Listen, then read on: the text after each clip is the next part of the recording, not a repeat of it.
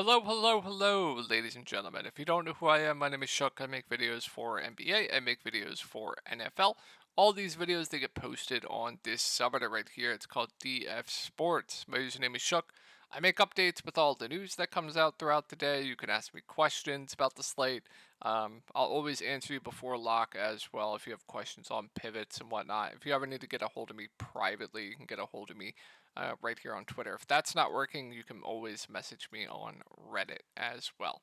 So let's go over my lineups from tonight. But before we do that, if you are interested in joining my Discord, I'll have a link in this Reddit post as well, where I have in depth content going over each slate, player pools for cash and GPPs, private videos, showdown cores, night slate content, videos for that, cores for that, just pretty much everything. NFL content, prize picks content. We swept the board on prize picks yesterday. We went 5-1 today. So, yeah, just a whole bunch of stuff that'll be in the Reddit post. So, let's go over my lineups from tonight. So, had a bad day after the big day yesterday. Unfortunate stuff. But before we get into that, this is what I took on prize picks. I guess I'll do prize picks recaps every night as well. We took Tim Hardaway Jr. less fantasy score, Jalen Williams rebounds, assists, Shaden Sharp points, Bobby Portis rebounds, less obviously DeAndre Ayton fantasy score. They had the nerve to put Portis rebounds at 6. I guess they were continuing him to rebound at an outlier number in 18 minutes. And then we had Tillman over his rebounds, and unfortunately he didn't start for some unknown reason. But yeah, this is my showdown lineup from tonight. Cashed on showdown. My core for showdown was Jokic, Luka, Jamal Murray, and then I told everyone my favorite punt value was Peyton Watson. He did well, and then my favorite value in the 4 to 5K range was Grant Williams. He did the best in that range as well. But MPJ absolutely nuked it, so you kind of needed him at captain and more of a mid-range build. But still cashed. And then night slate didn't go too well. So Memphis just didn't release their lineup until like 10 seconds before lock. And once I saw Jaren Jackson Jr. was starting at the 5, I made him a priority to get into all my lineups, and it ended up screwing me because I pivoted off Jeremy Grant, I pivoted off DeAndre Ayton, I forget who else I pivoted off, but it actually ended up screwing me. Desmond Bain nuked, Jeremy Grant nuked, DeAndre Ayton nuked, so it actually ended up screwing me. I wasn't going to play chalk Derek Jones Jr. I just wasn't going to do it, so I played Conchar. Normally gets around 18-ish minutes. He had the same projection as Derek Jones Jr., so I just went with the lower owned guy. That didn't really work out. And I rounded. My core for night slate was also Brogdon, Jokic, Sharp, and Kamara. Pretty good core, but didn't get it done for myself. And then main slate, I'm just kicking myself for playing Josh Giddey over Desmond Bain, which you guys knew how high I was on Desmond Bain tonight. And Josh Giddey doesn't really get a huge boost with SGA off the court. I mean, his ceiling goes way up, but production wise, he goes from like 1.1 to like 1.25 fantasy points per minute, if my memory serves me correct. So not the biggest boost. The guy that gets the biggest boost is Jalen Williams. So kicking myself there, and you guys knew I was extremely high on this Memphis game. Like I liked everyone in it: Ayton, Grant, Sharp, Brogdon, Jaren, Bain, Smart, Tillman. Like really liked this game, and I only had 3 from it. I actually had Jeremy Grant and Shaden Sharp in this lineup, but once we got Jaren starting at the 5, I made the pivot there because I thought he'd be low owned, and I had the Josh Giddey bust, so I had to do something, right? And Dante bust, so I had to do something, and that was the perfect opportunity to hopefully capitalize on it, and it just wasn't enough. So unfortunate, but my core today for the main slate was Josh Hart. He was the best value play on the slate. Once we got news RJ Barrett was out, he was popular. I'm surprised he was only 45% owned, though. I thought he was going to be like 70 plus, because he was the best value play on the slate. It wasn't close.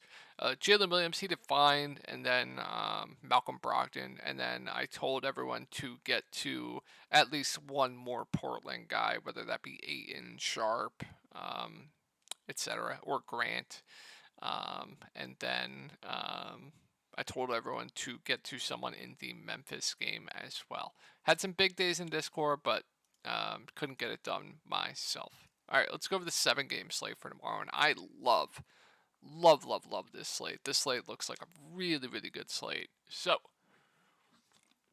all right, let's do it. Charlotte, Indiana. So, really good environment here. I know LaMelo Ball's been really bad, but he's probably going to keep his ownership down. Now, I know he's limited to around 33 minutes a game right now, but this environment just has shootout potential all over it. We know he's going to stuff the stat sheet. We know he's going to lead the way offensively. We know he's going to do everything for this team. So I think a lot of people are going to want to click Halliburton on the other side of this game. So I think LaMelo is a good tournament play just with how bad he's playing. I expect his ownership to be low in one of the best spots he could possibly be in.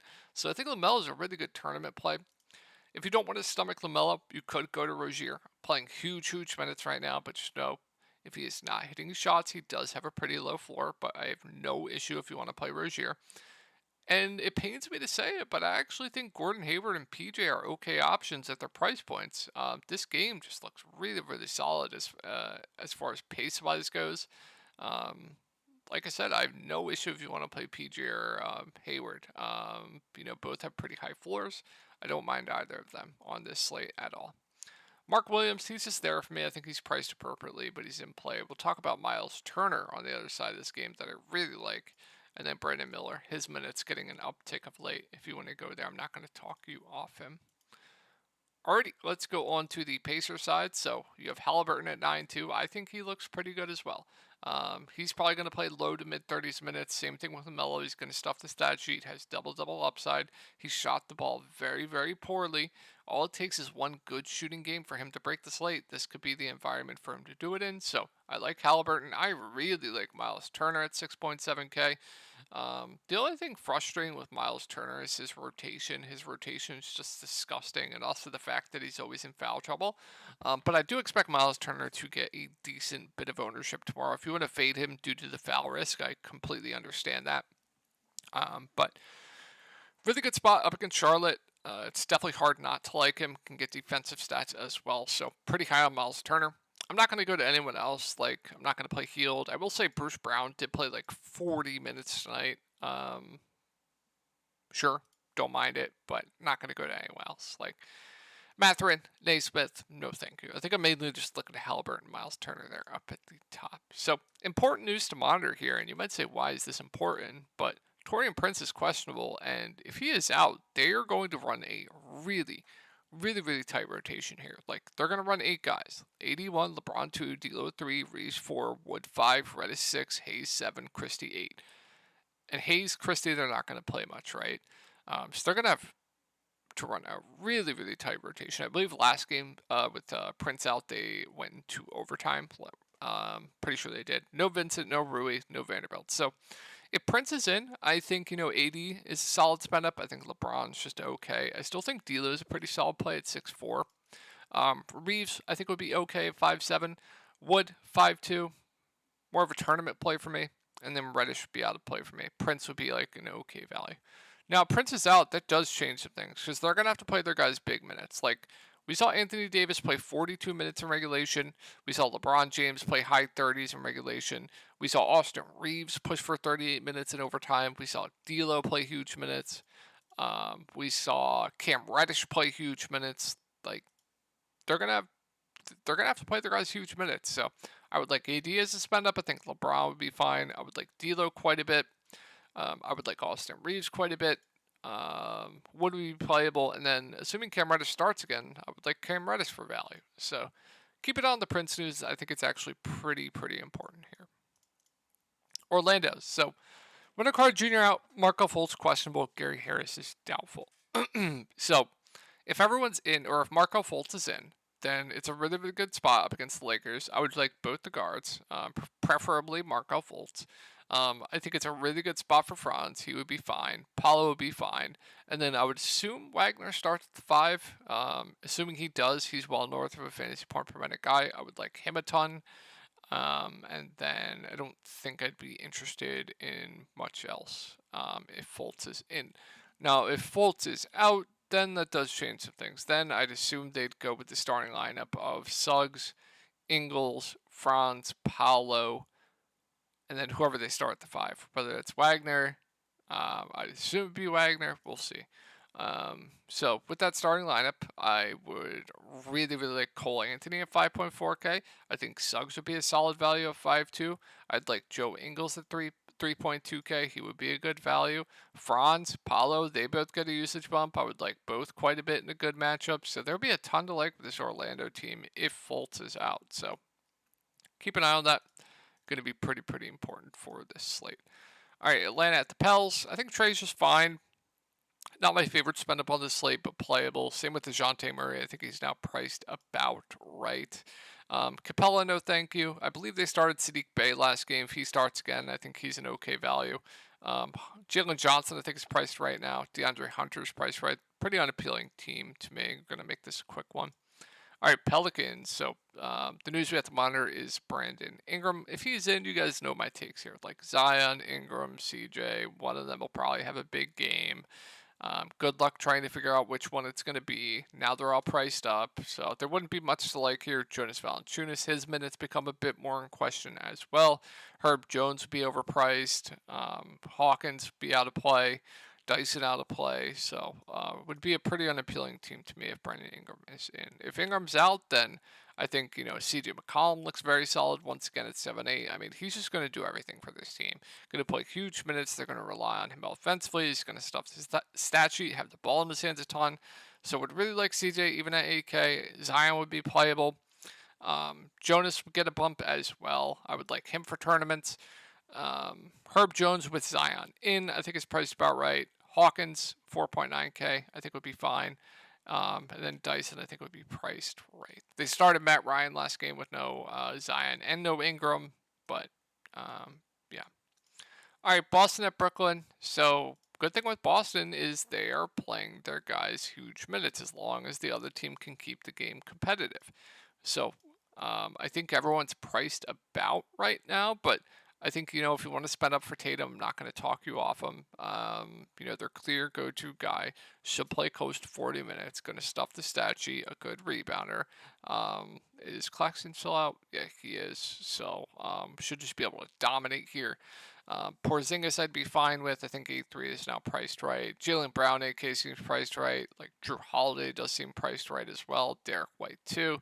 And I'm not going to play anyone else. So not much here, but due to the minutes, they are all playable.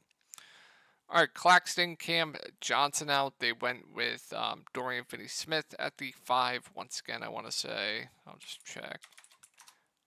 I checked right before this, but my memory is just so bad. Yeah, they did. So they went with Dorian at the 5. So I'd assume they'd do the same starting lineup here. If that's the case, I have interest in Ben Simmons. I have interest in Cam Thomas. I have interest in Bridges. I think interest in Dinwiddie. I think they're all priced appropriately now, especially in a tough spot up against Boston. So no standouts here. I think, my favorite would be Dinwiddie at his price point, but don't love much here. Royce O'Neal still did play huge minutes off the bench.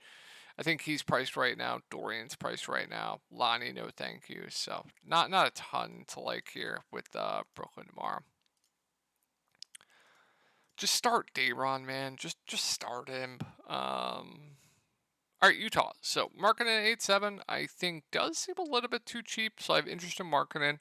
I think Clarkson at 6.1 still looks pretty good. Played 37 minutes. Had a bad shooting game. Still won for 37 fantasy points. So I like Clarkson. Walker Kessler had a pretty big game. Or no, he didn't. Don't love the price point there. John Collins, he's been phenomenal for this Utah team. I'm not going to say no if you want to play him. Good rebounder. He's been playing well offensively. I have no issue if you want to keep going there, so I don't mind Collins. Taylor Horton Tucker, I think, is priced right now. He will get benched at times, but if you get the good game where he plays 30-plus minutes, he does have this type of ceiling, so if you want to go there, I'm not going to talk you off him either. Olynyk, no thank you, and I don't like much else here. All Minnesota. So pricing does seem a little intriguing here, like sub 9K Ant, 8K Cat, sub 7K Gobert. Like, I'm definitely intrigued by the pricing here for these guys. So, Ant, I think normally we get high 30s minutes for him.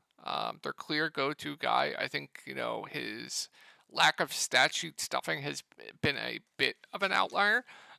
So I like Ant here as a bounce back candidate. I think he'll be pretty low owned. I think Cat's interesting at 8K. Low 30s minutes for him. Good rebounder. Um, you know, probably going to shoot the ball 20 plus times as well. So I don't mind Cat. I think Rudy Gobert is solid too at 6.6K. Definitely like the price point here. Double upside. Defensive stats as well. So I definitely have interest in the main three Timberwolves here, and I don't like much else. We have McDaniels back. That's going to hurt Naz Reid. Going to hurt Kyle Anderson. Going to hurt NAW. It just kills all the secondary plays for the Timberwolves. And then this is a game that also looks just really, really good from a pace standpoint. Um, really intrigued by this game. So with Fox out, they started Davion Mitchell, and then we got word that they were going to insert Colby Jones into the rotation and play him 15 minutes. So I think it's a really good spot for Sabonis. They're going to lean on him heavily. We know he has triple-double upside as well, and he's going to play huge minutes. I think it's a good spot, too. So I'm pretty high on Sabonis. Keegan Murray's fine. I think he's priced right, though. They're gonna lean on him heavily. Harrison Barnes, no thank you. Malik Monk does have a ceiling, but his minutes aren't really going to change too much with Fox out. I think people misunderstand that. And then Kevin Huerter gets a boost with no Fox out. But there are still times where he could get benched, so be a little bit careful there. But I like Huerter at 5-1. And then Davion Mitchell, everyone told me I was dumb for liking Davion Mitchell because I knew absolutely no one was going to click on him because he busted as chalk every single time last year. Well, he was unowned and he absolutely nuked. Now, it's going to be interesting to see what his ownership is going to be tomorrow, but I don't mind him. I think he's a fair to solid value. You're going to see Sasha in the rotation. You're going to see McGee get back up 5. Colby Jones was inserted in the rotation, but I don't think we can go to any of these guys. And then this Houston team. So sign me up for these guys. Like I think Sengun, unfortunately, his minutes got trolled last game. I doubt that happens again. We'll see. But I like his ceiling quite a bit. I think Fred VanVleet's solid at 7.5K. They're just playing Fred, Jalen. They're just playing huge minutes right now. I like Jalen Green's ceiling quite a bit at 6.3K. I think Jabari is still too cheap at 5.7. I like him quite a bit. Dylan Brooks is always playable. I'm not going to go to anyone else. But this game, the first game, possibly this Lakers game, they all look very appealing to me. Chicago, so you guys know my deal here. The Chicago guys, they're all too cheap. One of them's going to be chalk. Whoever it is, just go to the other. I think, you guys always know, I always just like the cheapest one. So my favorite is going to be DeMar. But Levine has a ceiling. I don't love the spot for Vooch, but he is a ceiling. Kobe White finally had a bounce back game. I think he's reasonable at 5.4K. Patrick Williams went to the bench. They started Torrey Craig. I want to say he had a okay game. If he starts again, you can play him for value. And I don't love much else. All right, so Jokic is always probably going to be the best spend up on the slate. So really like Jokic, and getting to the rest of Denver on bigger slates is just tough for me to do so. If I were to play one, it would be Murray, but I don't love much else here. So that's going to wrap it up for the slate, guys. I hope you guys had a good night, and I will talk to y'all tomorrow.